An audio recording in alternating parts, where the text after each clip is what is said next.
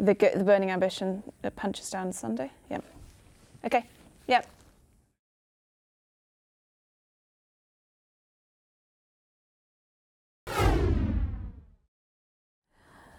Welcome back then to the Irish Angle. Time now for our regular look at the point-to-point scene.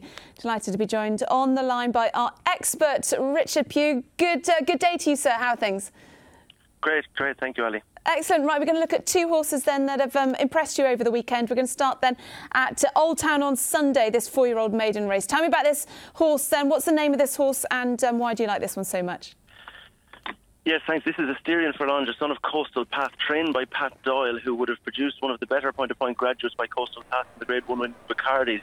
Grey horse, easy to pick out. The Jigginstown horse, who quickened up first in the race, was a €100,000 store last year out of a half-sister to Stashed Away. The third horse in this race in the green colours is a 50,000 store out of a half-sister to Imperial Commander, so a lot of depth in this race, and this fellow himself was a 60,000 Derby sale purchase. Derek O'Connor, when they quickened up, it was a brilliant piece of riding, great to watch. He just got him together, got him balanced, got him going forward, and when he touched down over the last, his head went down, his ears went back, and they went flat back. I was standing between the last fence and the line, flat back on his head, and he quickened 8 lengths clear from what looked a very smart runner-up and a lovely third horse as well. So when you've that amount of depth in a race and a horse quickens 8 lengths away, and they really seem to quicken down the hill, so for him to quicken that second time, that was very taking, and that's a maiden that's produced very Wood, Gunnery Sergeant, Stonehard.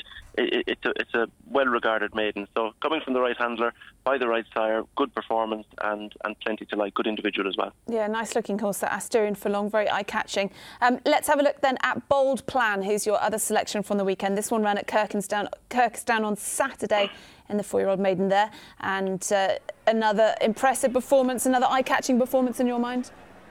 Very much so, yeah. I mean, if you watch him jump, he's oceans of scope. He's actually not the biggest horse in the world, which I was quite surprised about, because watching him in running, he has so much scope. He can really let fly the fence and take lengths out of his rivals and take them out of their comfort zone.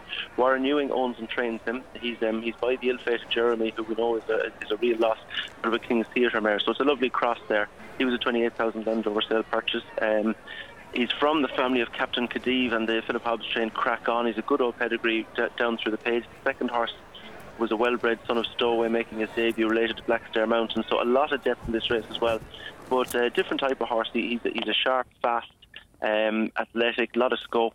And you could see him turning out quickly and winning quickly, and he'd be a good herder and has plenty of scope for chasing as well. So Asterion Forlonge and Bold Plan, then the two horses to put in your notebook then. Two horses that impressed Richard Pugh from the Irish point-to-point scene over the last week.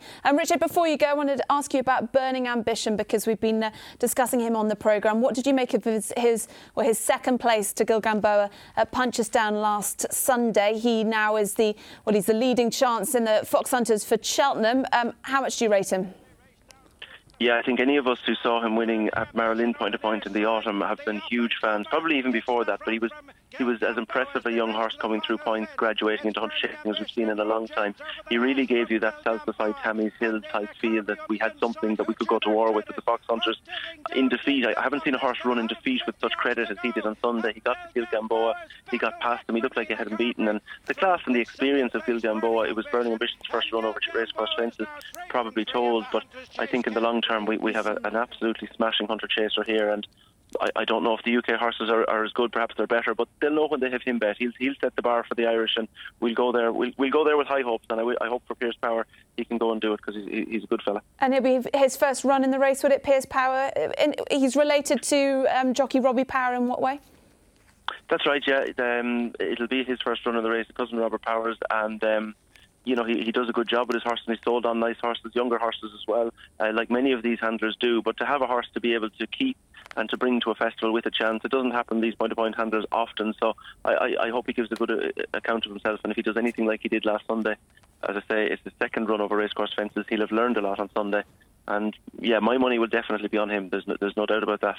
Well, wishing Connections and a Burning Ambition all the best then in the build-up to the Cheltenham Festival. That is all we've got time for on the Irish Angle. I'll be back, though, after the break with our final news bulletin.